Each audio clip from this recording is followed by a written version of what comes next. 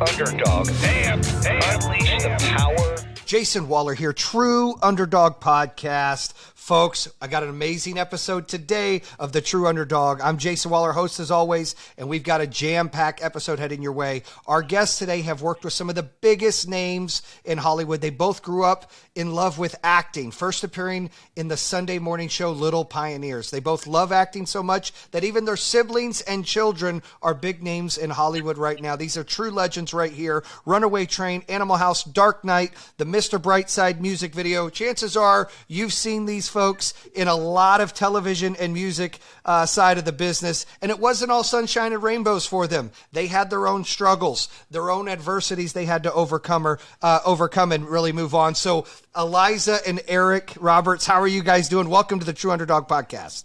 Great. Hi, Let Jayson. me correct a little history. Okay. The first kind of local TV I ever did was on a show called Bum Bum and His Buddies, a Saturday morning show on WAII in Atlanta, Channel 11.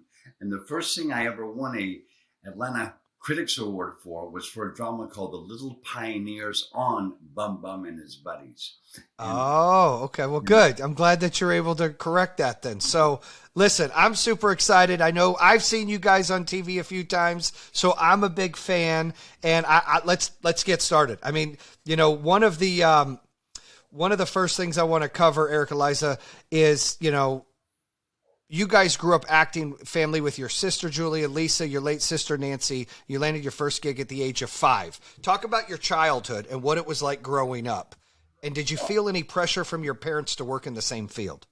I was an only child until I was 9. So as a little boy, I had a terrible stutter.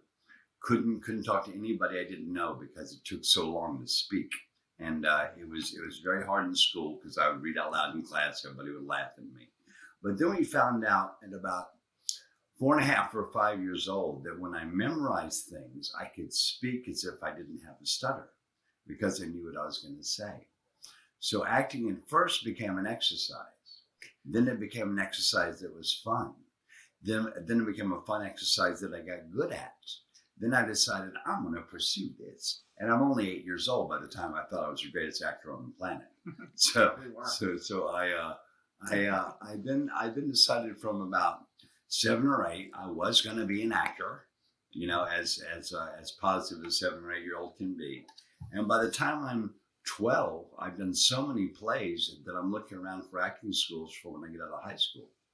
And it just was all I ever did. I can't say enough about the opportunities that it offers a young person, even without success. Just the actual mechanics of being an actor and learning the discipline of it is a wonderful thing for a kid because it gives you structure and the structure in an art, so it can have rock and roll. You know. It's cool. No, I love that. Eliza, your childhood was very similar to Eric's in a way. You both grew up in households that were a bit hard by the acting bug, and you were able to nab some roles in high school. Please share with the listeners what it was like growing up for you. Okay, first of all, you're a great researcher. I've got a great team, by the way. That's not me, but I've got a great team. That's a great team. You know, there are a lot of similarities and there's also differences because he grew up in the South. I grew up in Manhattan on West 86th Street. And my parents were in television, you know, dating back to shows like Who Do You Trust and then Bewitched and all those shows. And and also theater though. And then his parents were in sort of theater. I was around so many very successful people that I didn't admit, I was always an actress. But I didn't admit that that's what I wanted to do because I had to wait until it was really going to work. So I pretended I wanted to be a doctor. I mean, I kind of fooled myself into thinking that. But my public thing was not the acting till I started working. And I worked in theater since childhood. And then when I was very, very serious about it. So one of the biggest theatrical productions I did, I was 14 years old. That was after we moved to California. And then I moved to England to study acting at the schools there when I was 16. And then that's where John Landis saw me in The Crucible in London's West End. And he hired me for Schlock. I was 17 and I did that movie. That was, I mean, it wasn't schlock. It was called schlock, but it was schlock actually.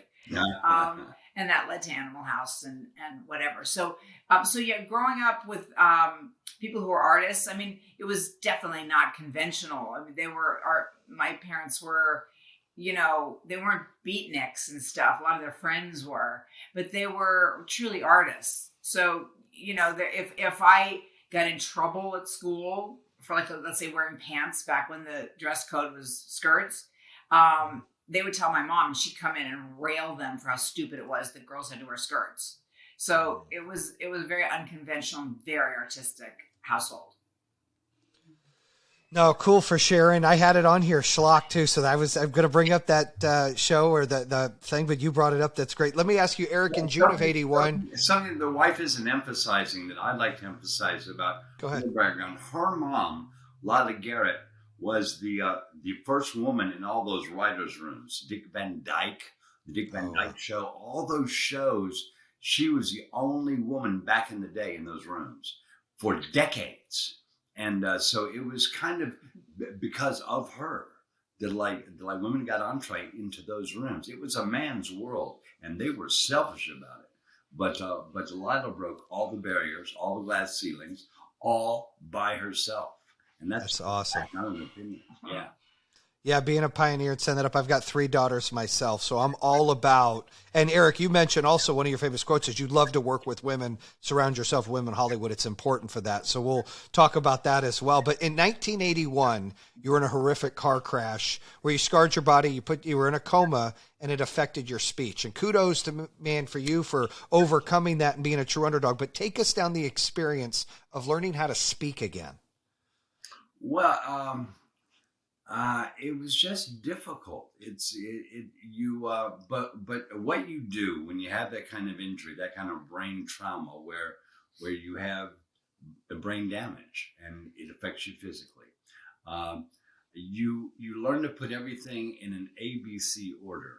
And what I mean by that is you learn to take baby steps, literally with your physicality, baby steps, and then steps, and you learn to speak in 1 or 2 syllable words, so it's easier because you're having trouble not sounding retarded, and people think you are off, even though your brain is working. Your mechanics aren't, and so you can't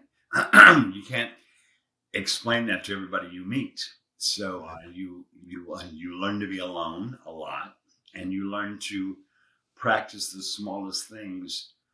Like an actor practices big things for his character, you learn to practice the smallest things for yourself. Like, thank you very much. It's the smallest things you have to practice, and so you have to redo your whole self. And I don't recommend it for anybody. And it was a long road that took a lot of time, but after you go through it, you realize truly, not to sound cliche, but you realize how truly precious life is, and how truly precious I've been allowed to work pretty much every day I want to in a craft that I chose. And I know so many people who go to work every day at jobs that they don't love. I go to work every day at a job I love. And and I got a wife who understands it because of her background. So we can be there for each other. And it's really, I got the best life I can offer anybody, pal. I think that's amazing. When we first got on here before we started the show, you said how much you love your life, and sometimes it's hard to talk about because people might think you're bragging or you're arrogant, but you just love life right now. And it's great to be in a place like that and have that positive vibe, positive energy, and you two being together, living similar lifestyles, meaning like your careers are very similar in what you guys do and what your passions are for your family. Eliza, as Eric more frequently began abusing drugs in the days of your relationship, walk us through the toll it took on both yourself and your family. Right. And what was crucial in really being able to go cold turkey? Okay. Do you want to say it first, or do you want me to say it first? All right, go ahead.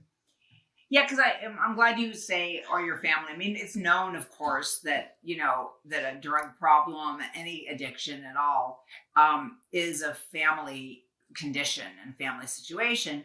But it's underestimated sometimes. I think how much it affects the people around you. Um, Eric's main drug of choice. Not that there's choice when it comes to addiction, but it was always marijuana, and it's an interesting time now because that is illegal. That's a legal thing, and it's not just legal; it's promoted. It's there's a whole spin on it. And I have And just a side note, my wife has a show called "I Hate Pot." Yeah, that's what I was gonna say.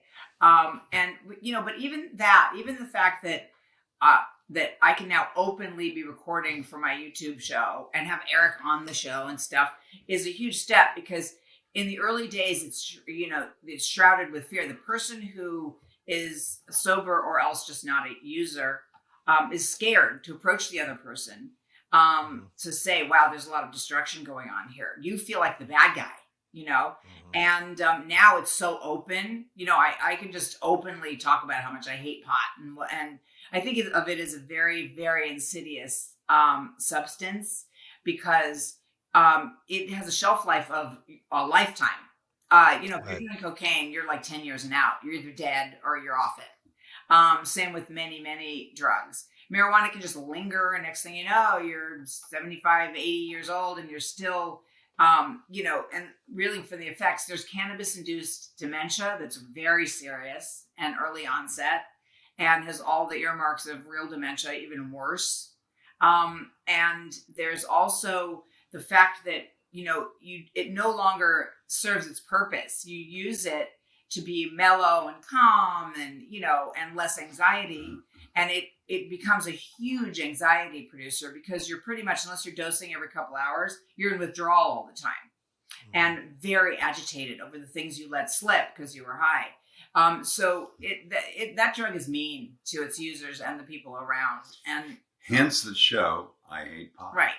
But in the earlier times, as with many people, it's the over-the-counter stuff that was really bad. Unisom, the sleep meds have a terrible effect on many, many people's chemistry. My worst experience personally with drugs was psychotropics to the point where I would take all my prescribed psychotropic drugs, my Prozac, this and this, Buspar, blah blah blah blah blah blah blah, go on my working life, and everybody would think I was high on drugs because I was so erratic and odd and just strange,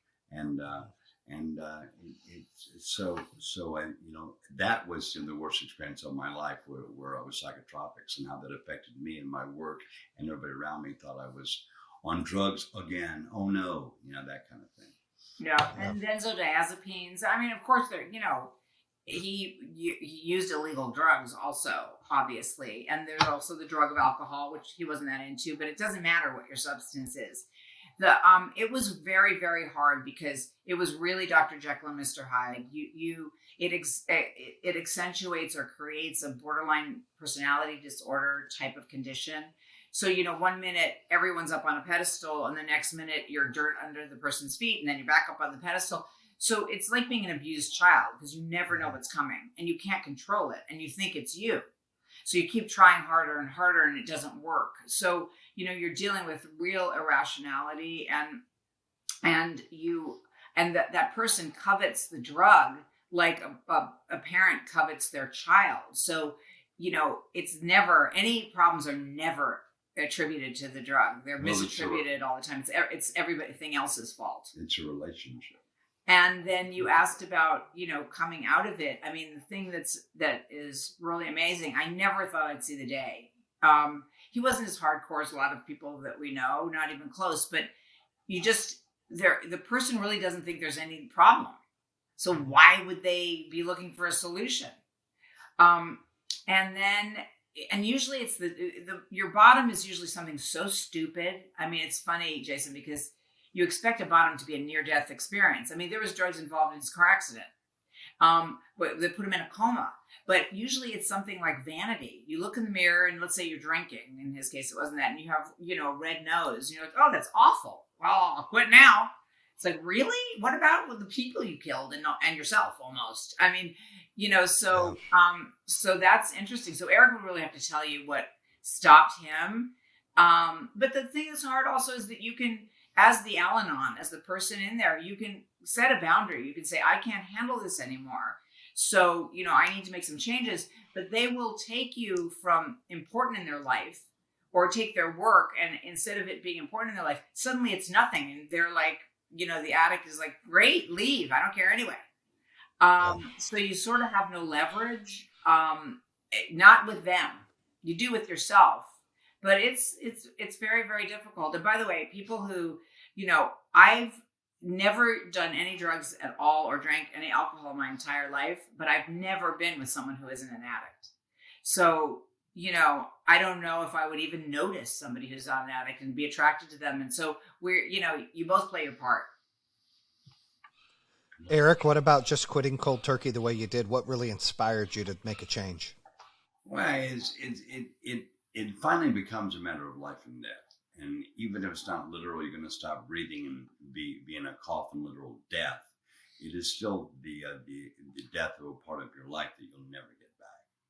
And once you're aware of that and you really feel that, then you have your priorities and they become, well, this is more important than that. So this has to overrule that. And you just start, it's just a shame that you only calmly undertake that decision-making like that when you're over 35. It'd be so nice if you could do it at 19 to 22 when we all start that cliffhanging and it'd be great, but we don't. And but I had somebody who was smarter than me, kinder than me, more patient than me, and was just a lovely person who responded to me for me, as me. And so I kept her and asked her to keep me. And so we had to work through some stuff. And yeah, we've had some real fights and some real disagreements that are hardcore. Hence I'm going to start a show called I Hate Pot. That kind of thing. And yeah, it's understandable. And I get it. And I love her for it. And we had a fight the day before yesterday over an issue about my mess. And you have to. She's totally right.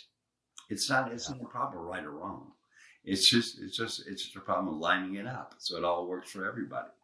But you can't have a life where drugs are the focal point. And that's what we drug addicts do up until we're done. And once we are done, we look back and we see, oh my God, how embarrassing. And but up until that happens, it's our best friend. It's our closest relationship. It's our biggest kind of a secret. And what? It's their identity, kind of. Yeah.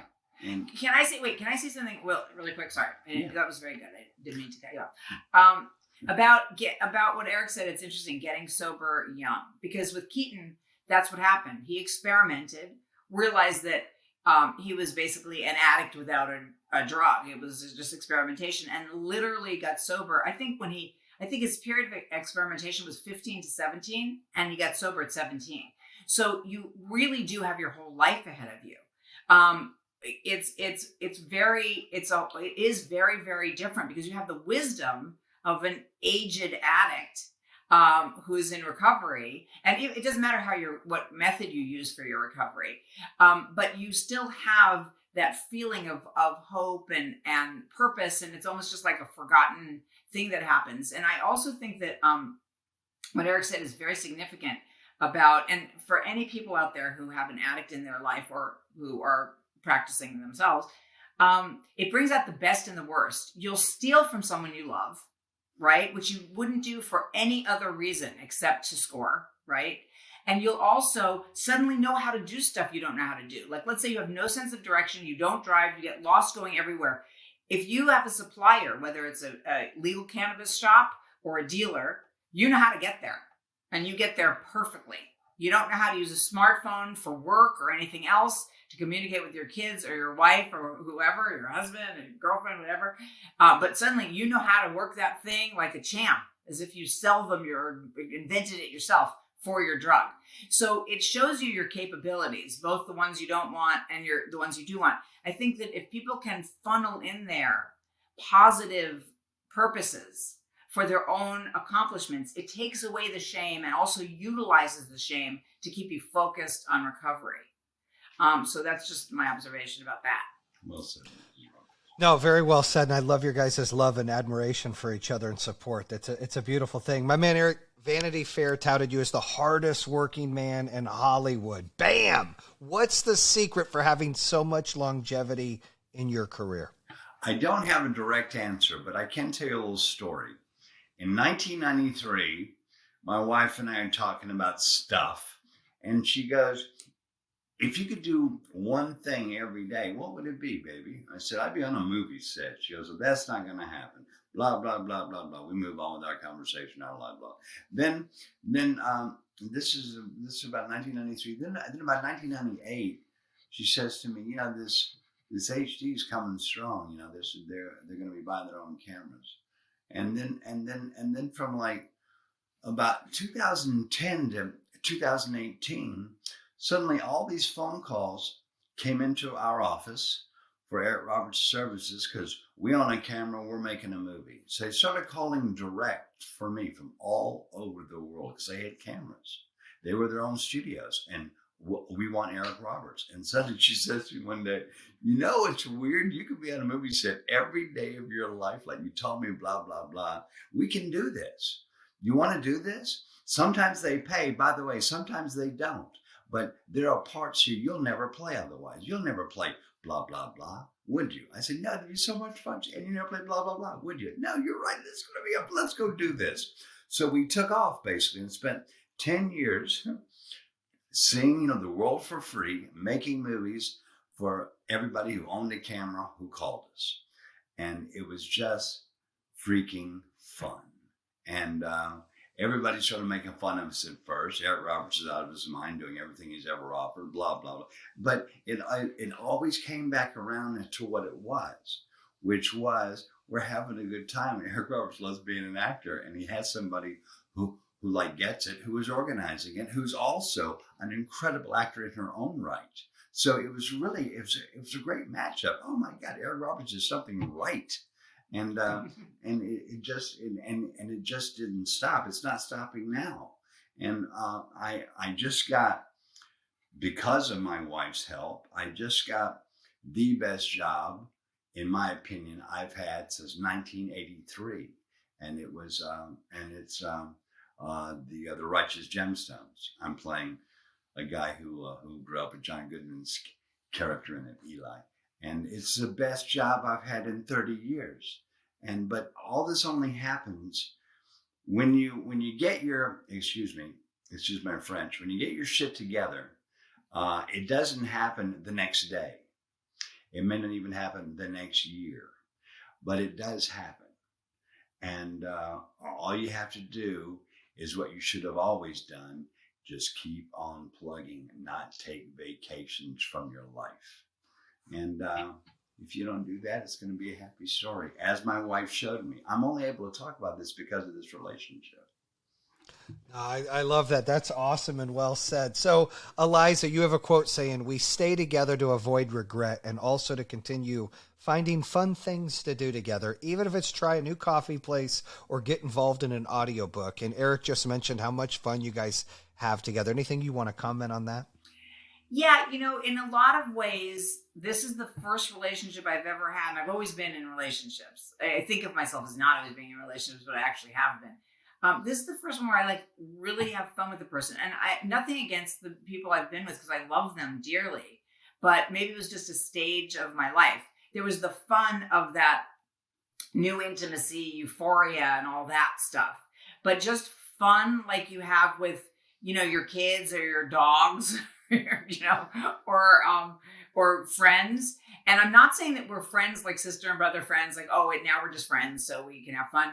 We've always had fun. And Eric is an unlikely candidate for that. Like, you don't look at him and think, the characters he plays, just the vibe he gives, it's not someone you think you can have enjoyable times with. You think you'd have exciting times, but not fun times. But the thing is, he's actually, and it's true of his whole family, extremely unspoiled. As much as they've had mega success early, it's not who they are at all. They're incredibly appreciative of the smallest things. I mean, we gave Lisa a birthday present one year on Julia's recommendation. It was a certain backpack that she had been looking at and thinking about, and it was Christmas or her birthday or something. I've never heard somebody more thrilled. It makes me want to cry talking about it right now, because it was so real, and it meant so much to her. That small thing. It wasn't a Bentley car. I mean, it wasn't a spaceship. It was just this bag, and his whole family's like that, and he's very much like that. So when I say new coffee place, I'm so not kidding. Like, if we're on location or even at home, and I hear, my daughter's a chef and she's amazing, and so I'll be like, we're doing coffee research because I drink decaf. We have to find decaf that tastes like coffee. She'll give me a list, and if one of the places works, we're just like, we can't stop talking about it. It's so dumb. No, we like turning everybody onto it. Okay, you got to come this way. Yeah. And we ourselves are like, that was such a nice afternoon. I mean, that's great. It's just a kind of a simplicity and appreciation that comes. Appreciation is a really good place to be in. And the part that you said first about regret, you tend to glorify anything that's not there anymore. And I always say to somebody, if they've gone through a breakup where it should be a breakup, like let's say there's abuse, God forbid, in the situation, I say, quickly make a shit list. The stuff you hated when you were in there, because it ain't going to look bad anymore when you're a few steps away. And keep it in your pocket or on your phone or whatever, and look at it. It will help you. It's your cons list, the reasons not to have been with that person. And, keep that going. But the fact is, you have to stop and think, if you're in a decent relationship, you have to stop and think, what am I going to miss? Because I should start missing it now and treating it like something that's gone.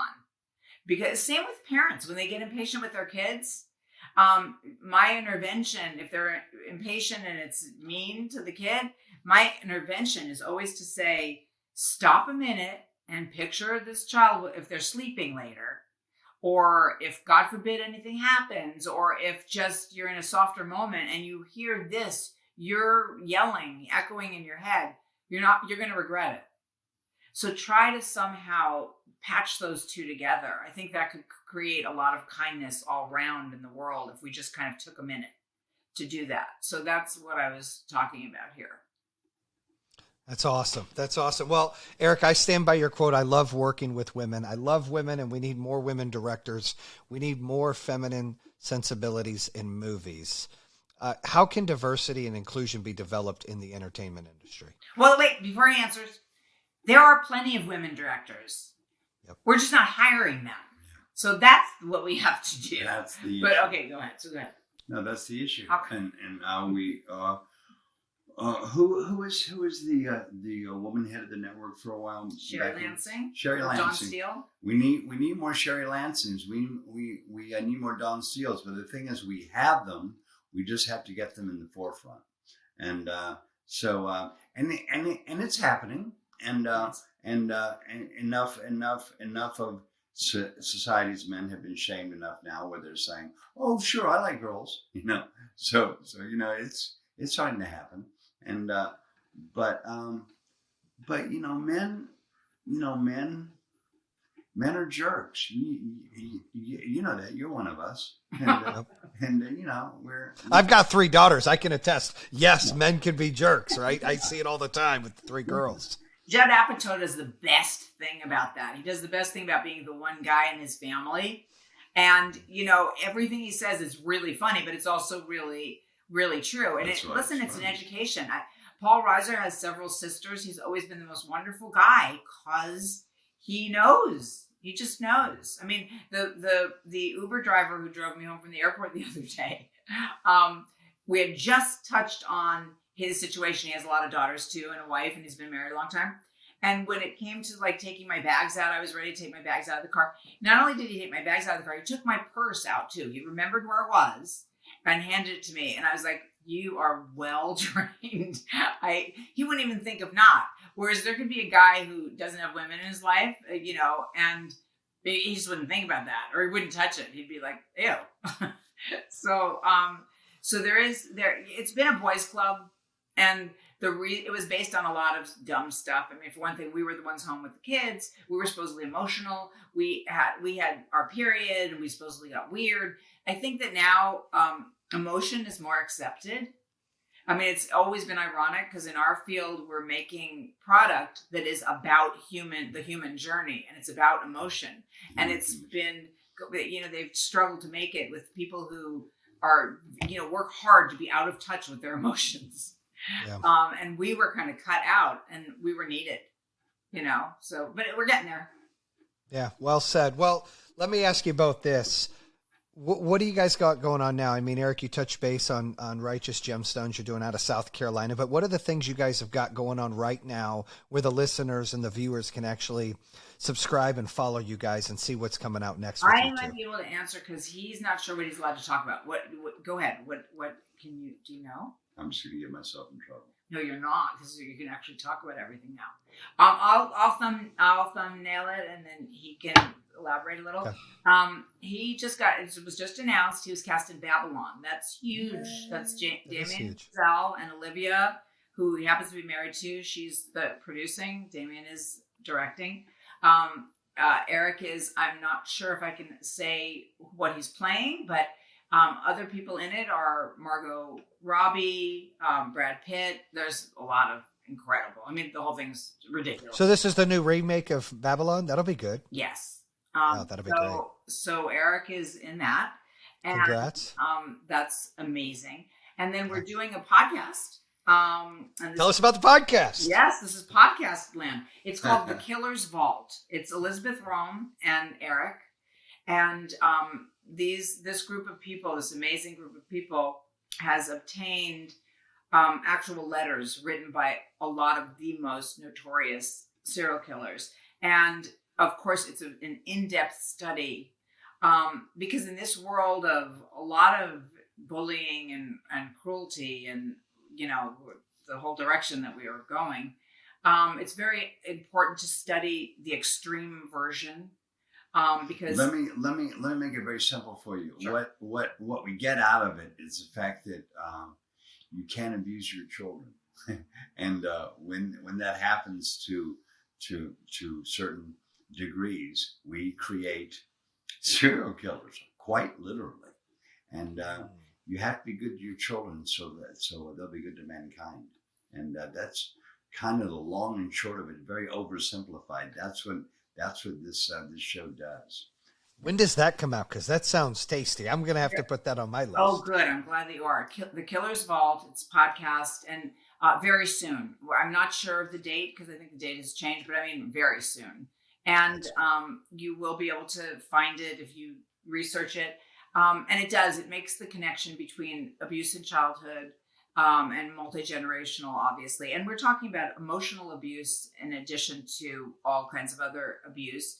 And, because we are big advocates, I'm sure you know because you've studied us, of the Natural Child Project. That's naturalchild.org.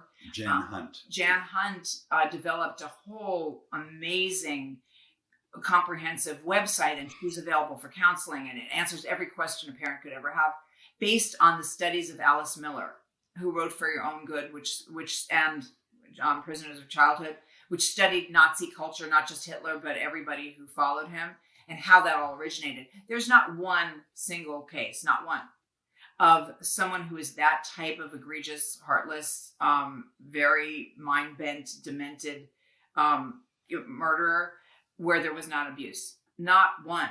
And that doesn't mean that everybody abused turns out to be a serial killer, nor does it mean that there aren't other components at work.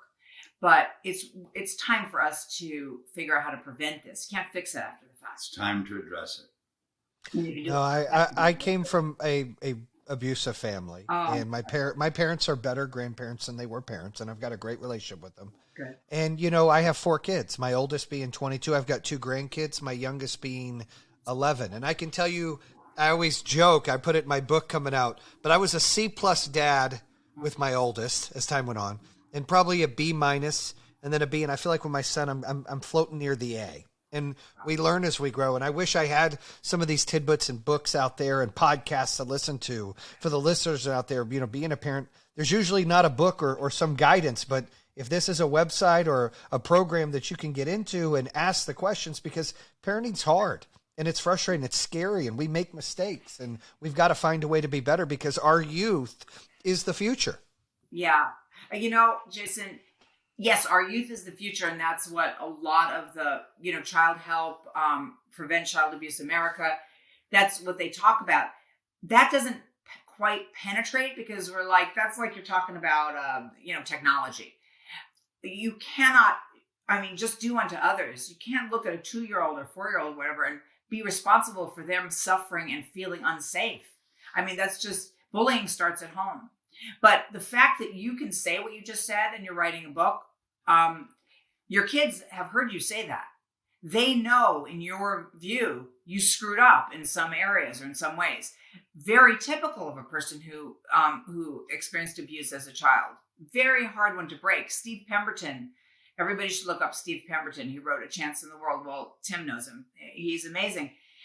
He actually speaks quite a bit about how to break that chain. But the fact that you are growing and learning and willing to admit, and that, that's the most comforting thing there can possibly be for your kids, because when they have kids, we have grandkids already. They're just human beings. We're not, there's nothing to being an adult. We're just here longer, and then we share a home with people who are here shorter. And yeah, it's really hard. It triggers everything, but it's just love. It's just the simplest. It's just love. Yeah, I think we get more with love. Absolutely. And, it's a transition when your kid's raising kids. You're not as good as you can be when you get a little older. And my advice is always wait till you're a little bit more mature and you can handle children, because I had my daughter at 18. My wife was 17. We've been together 20 plus years, and, 4 kids and 2 grandkids. We've made it work. And, I feel like I was better than my parents. And I always tell them I need you to be better than me. Right. So the goal is for every one of us to get better. So you guys should definitely, Keaton, my son, is the voice of, he did the audiobook for Natural Child, which is a book. I usually have it right here. Yeah. And so, it's so easy because listening to something, see? There it is. Yep. Take off the glare. Oh yeah, I can see it. There it is. Natural Child. Yep. Listening to something is so much easier than picking up and reading it. Although the website's a lot of fun to navigate. It's so helpful. And also Jan's always there. So you can be in a moment and you're a little scared of yourself. And, you call her, you get right through it. And, it's just, there's so much support nowadays. So we really, really care. We really care about this. And it's great to hear your story. That's Thank you. I appreciate that. Well, one last thing, me and Eric were cutting up a little bit about solar. I'm in the solar energy business, and you guys are in California. What are your guys' thoughts on renewable energy and us trying to get off the grid and be more energy independent and, bettering the planet? What are your guys' thoughts on that before we wrap up? It's the only way to go. And what I don't understand is why in state like Arizona isn't all solar. Isn't mandatory solar. It's all sun all day, every day. Let's do this, guys. And it's free and it's ours. It belongs to every one of us. We own this. Why not enjoy it and use it to the nth degree? It'd be so cool. And wind, it's free, dudes. Oh my God. It's a gift.